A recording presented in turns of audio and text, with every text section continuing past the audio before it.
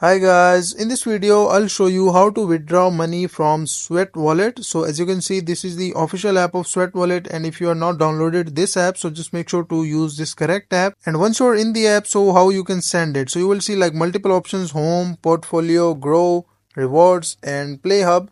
So what you need to do is just click on this portfolio option, or you can go on the home option, and from here you can just click on the transfer or trade or like buy. You will see like multiple options. So what you can do is just click on this transfer option, and once you click on this transfer option, you will see like send or receive. So this is basically you want to send the crypto or you want to receive the crypto.